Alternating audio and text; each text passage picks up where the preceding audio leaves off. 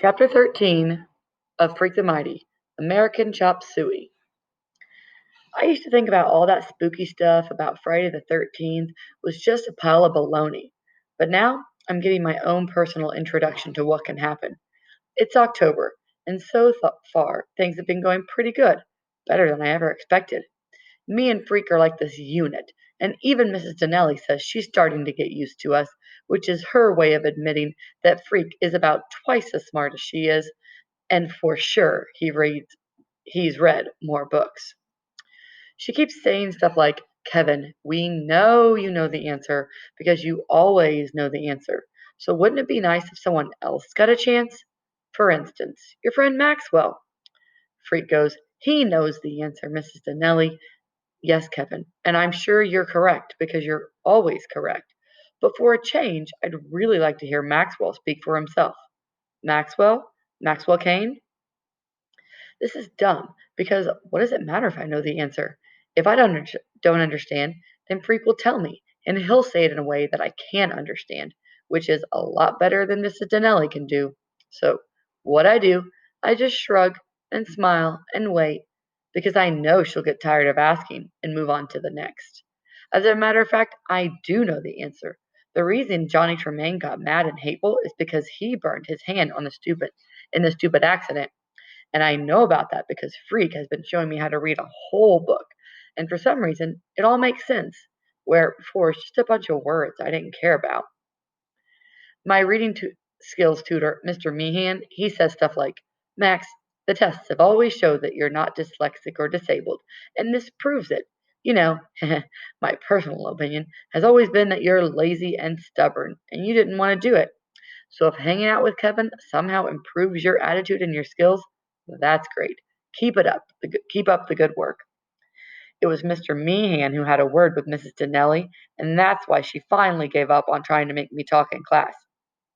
And instead, she waits until study hall, where she asks me the same questions and I tell her the answers. She still doesn't get it though, because she always goes, Maxwell, if you can speak to me, then you can speak to your classmates, right? Wrong. Big difference. I can't explain what it is, except that my mouth shuts up when there's more than one or two people and a whole classroom full. Forget it. Okay, you're shy about public speaking, but how does that apply to writing down your answers? If you can read, then you can write, right? Wrong again. The reading stuff Freak helped me figure out by showing how words are just voices on paper. Writing down the words is a whole different story. No matter what Freak says, writing the stuff down is not like talking. And my hand feels so huge and clumsy, and it's like the pencil is a piece of spaghetti or something, and it keeps slipping away. Mrs. Donnelly says, okay for now. She's satisfied I can read, but we'll have to work on my writing thing, won't we, Maxwell? And when she says that, I just nod and look away because inside I'm thinking, forget it. No way. Like Freak says, reading is just a way of listening, and I could always listen, but writing is like talking, and that's a whole other ballgame. Anyhow, what happens first on Friday the 13th? We're in homeroom when this note comes from the principal's office. Maxwell Kane, your presence is requested. Gulp. So Freak and I get up to go, and the teacher says, no, Kevin, you stay here. Mrs. Addison was very specific.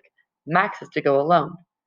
Freak starts to smart mouth her, then he changes his mind and he nudges me and whispers, give him your name, rank, serial number. Deny everything. You aren't back by 1000 hours, we'll organize a search and rescue mission. He offers to lend me a dictionary in case I want to try out any big words on Mrs. Addison, but I'm already so worried about being called in alone. All I can think about is going to put me back in the learning disabled class. I've already decided that I'll run away if they do that. I'll go live in the woods somewhere and jump out and scare people.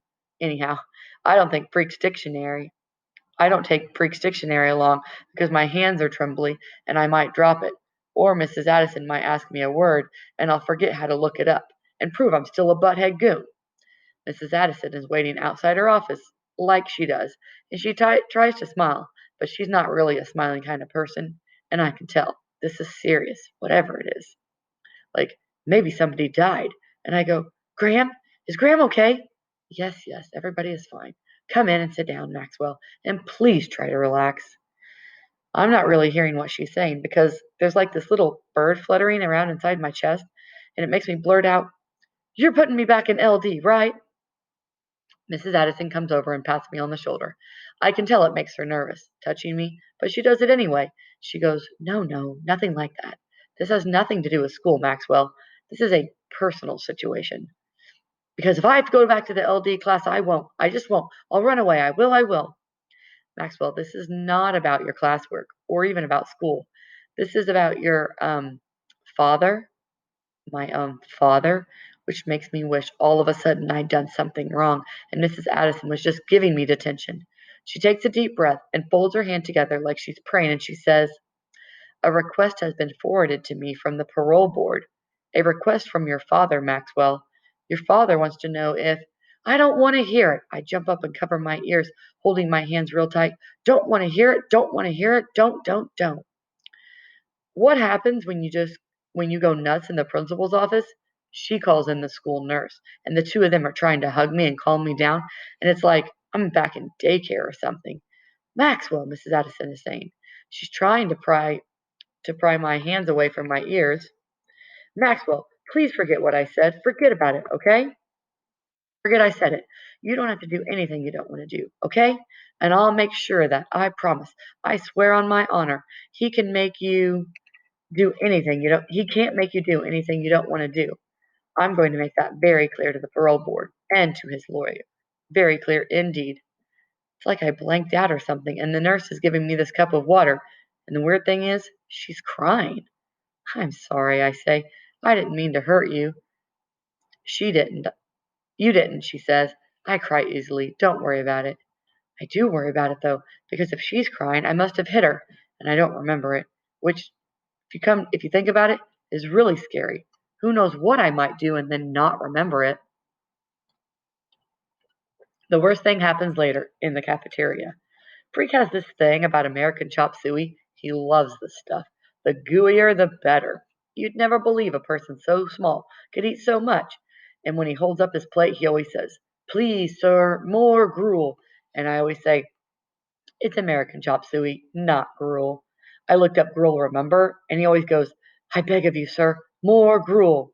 So finally, I go get him another helping. When I come back, something is wrong. Freak's face is all red and swollen up, and he's making this "huh, huh, huh" noise. He can't talk. All he can do is look at me and try to say something with his eyes, and then I'm running to get the nurse. "Quick! He can't breathe! He can't breathe!" Then she's running as fast as me, and she's yelling for someone to call an ambulance. Back in the cafeteria, Freak is turning purple. The nurse grabs him, and she's got this plastic thing she shoves into his mouth, and his eyes are closed up tight, and one of his legs is kicking. I don't know what to do, so I start hopping up and down in one place, and when the kids keep crowding around, I push them back. And the next thing, Freak is starting to look pink instead of purple, and he's breathing okay. Right about then, the ambulance comes. Never even heard the siren, and Freak is trying to talk in this croaky voice as they put him on the stretcher. "I'm okay," he keeps saying. "Really, I'm okay. I just want to go home." The deal is, once they call the ambulance, you have to go to the hospital and get checked out. That's a rule. I keep trying to get in the back of the ambulance with him, but they won't let me. Finally, Mrs. Addison has to come out and pull me away till the ambulance leaves with just the light going and not the siren. "You've had quite a day, haven't you?" she says, walking me back to the school. "It's not me who had quite a day," I say. "Kevin's the one. All he did was try and eat his lunch." Mrs. Addison gives me this look, and then she goes, "You're going to be okay, Maxwell Kane. I'm sure of it now." She's okay for a principal, but for some reason, I still can't make her understand that it's not me who had a really bad Friday the 13th. And I swear on the dictionary, if Freak ever tries to eat American chop suey again, I'll dump it on his head or something.